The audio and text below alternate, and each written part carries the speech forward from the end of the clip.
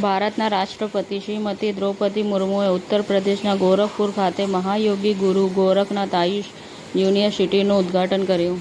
ભારતીય નૌકાદળ પલાવ flag tracker MTE ચેંગ 6 પર મહત્વપૂર્ણ અગ્નિશામક અને બચાવ કામગીરીનું નેતૃત્વ કર્યું. સૈયારાના આગામી ગીત ધૂન પર મોહી સુરીએ કહ્યું કે જ્યારે મિથુન, અરિજીત અને હું સાથે આવીએ છીએ ત્યારે મને ખૂબ ગમે છે. લોકો અમારી પાસેથી એક યાદગાર ગીત ઈચ્છે છે.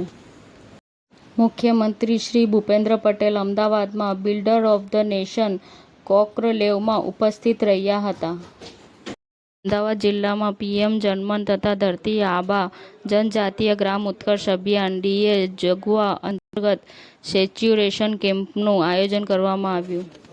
કુવાણ વળકર સમાજ એજ્યુકેશન ટ્રસ્ટ દ્વારા તેજસ્વી તારલાઓને સન્માનિત કરવાનો કાર્યક્રમ યોજાયો હતો. રાજ્ય સમાવેશ યોજના માટે 3 મહિના સુધીના સંતૃપ્તિ અભિયાનનો પ્રારંભ. રાજ્ય સ્તરીય બેન્કર્સ સમિતિ ગુજરાતના સંયોજક બેંક ઓફ બરોડા દ્વારા આયોજિત કરવામાં આવ્યું હતું. અરવલ્લી મોડાસા શહેરમાં લેણ-દેણ વિવાદમાં કોર્ટે મકાનના સરસામાનની જપ્તી કરી. Air marshal S. Shivkumar VSM એ એર ઓફિસર ઇન્ચાર્જ એડમિનિસ્ટ્રેશનનો કાર્યભાર સંભાળ્યો. Gurugram Bharat Samsung solve for tomorrow Maharashtra અને ગુજરાતમાં યુવા ઇનોવેટર્સને પ્રેરણા આપે છે.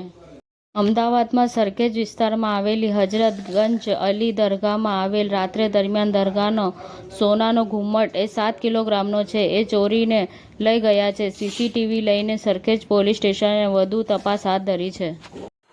સમાચાર ટુડે ન્યૂઝ ચેનલની ટીમ અને જે સત્ય છે તે જ બતાવશે. આપ જોતા રહો સમાચાર ટુડે ન્યૂઝ ચેનલ. ગુજરાતની ધરતીનું ગુજરાતીઓ માટે જ એટલે કે સમાચાર ટુડે ન્યૂઝ. અમારી સમાચાર ટુડે ન્યૂઝ ચેનલને લાઇક કરો, શેર કરો અને સબસ્ક્રાઇબ કરો અને જોડાયા રહો સમાચાર ટુડે ન્યૂઝ ચેનલ સાથે.